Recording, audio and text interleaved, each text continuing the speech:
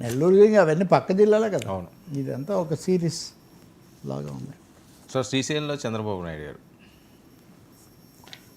ఈరోజు చంద్రబాబు నాయుడు శ్రీశైలం వెళ్ళారు. ఉదయం పూజలు అవి కూడా చేస్తున్నారు.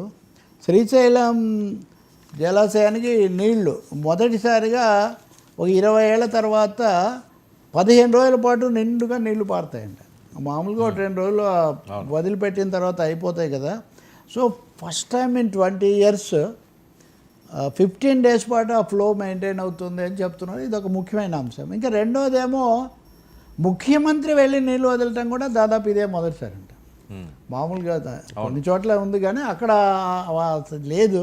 సో చంద్రబాబు నాయుడు కొంత ప్రాధాన్యత ఇచ్చి, రెండవది శ్రీశైలము నదీ జలాల సమస్యలు, పోతిరెడ్డి ఇడ్డుకు ఇవన్నీ కూడా వచ్చాయి కదా ఈ మధ్య.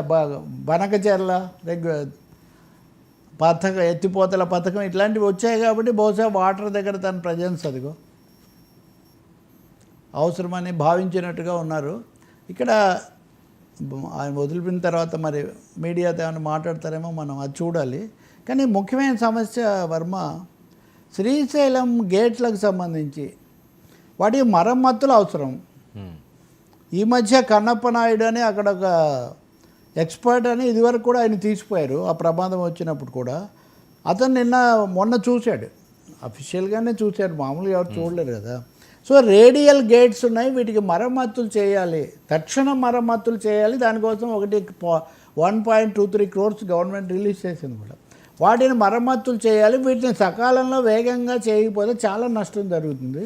గతంలో తుంగభద్ర డ్యామ్కి ఇలాంటిదే చేసినందువల్ల 70 ఏళ్ల తర్వాత అవి దెబ్బతిని మనం చాలా తీవ్రమైన నీటి ముంపుకి ఇదంతా గురయ్యాము.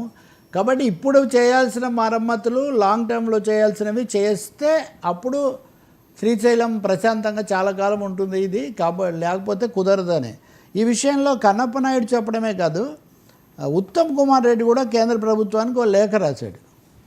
శ్రీశైలం చాలా ప్రమాదకర స్థితిలో ఉందనేది వీళ్ళ వాదన.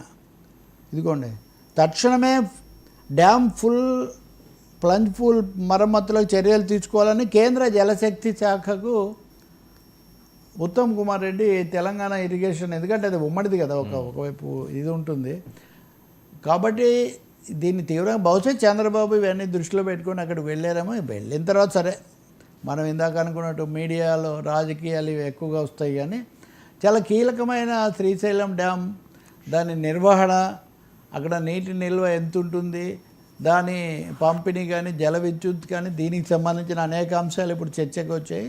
ఈ నేపథ్యంలో దీర్ఘకాలం ముఖ్యమంత్రిగా అనుభవజ్ఞుడిగా ఉన్నాడు కాబట్టి చంద్రబాబు ఏం చెప్తారు, ఏం చేస్తారు, తక్షణ చర్యలు అయితే కొన్ని అవసరంగా అక్కడ ఉన్నట్టుగా ఉన్నాయి.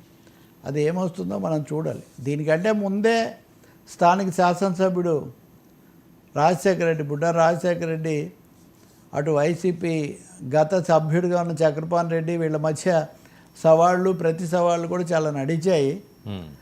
మనం తిరుపతి లడ్డు గురించి చాలా చర్చించాం, కానీ శ్రీశైలం లడ్డు కూడా ఈ మధ్యకాలంలో కొద్దిగా వివాదాస్పదం అయింది.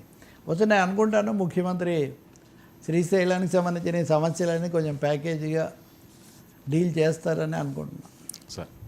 సార్ తెలంగాణలో పార్టీల యుద్ధంగా మీడియా వాడు నిజంగా చాలా అవాంఛనీయమైన పరిణామం. నిన్న కూడా మనం మాట్లాడాం. అక్కడైతే